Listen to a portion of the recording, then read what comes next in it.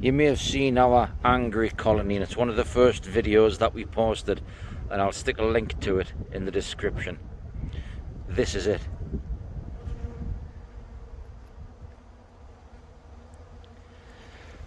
Some of the bees, the flyers, that you can see sort of milling around at the minute, they are and have been coming at me, but they have calmed down a lot since I've left them for a little while. But the frames themselves, that's got pollen in it, which is good to see.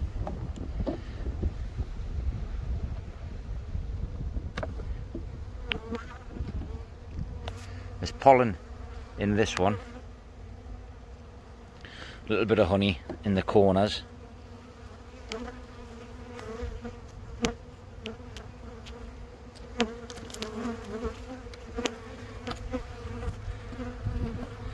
A little bit of food in the top corner there. That's an old frame. This is an old colony that we acquired from somebody. Again, there's pollen that you can see there. So they've certainly been busy. I'll just put that in front. Oh, I'll stick it down the side in case the wind catches it.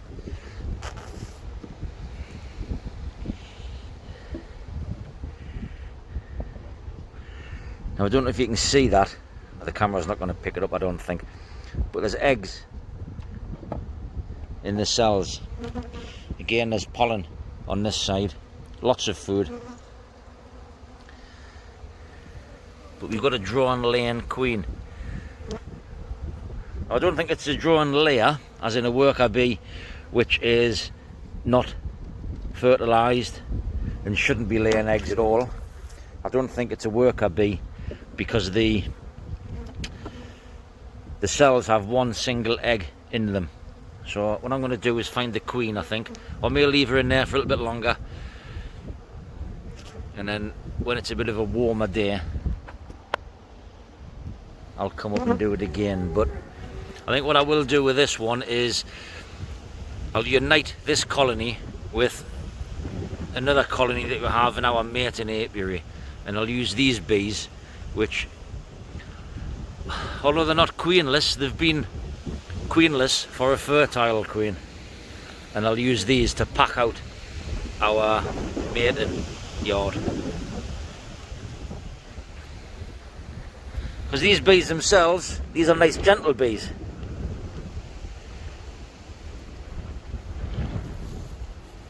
So I'm not worried about these. That's quite warm actually, isn't it?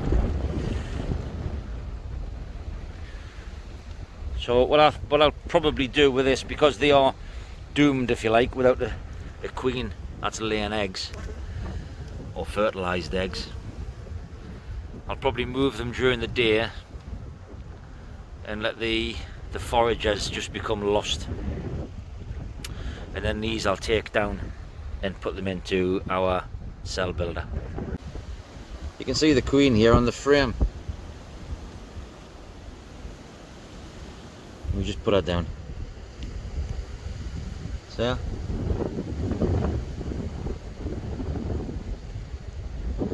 not very well mated. She's just laying drones, unfertilised eggs.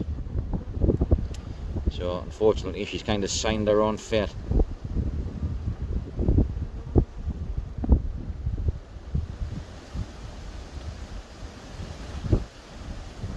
What I ended up doing with this colony was taking a frame of eggs from another hive, and I've put it in here.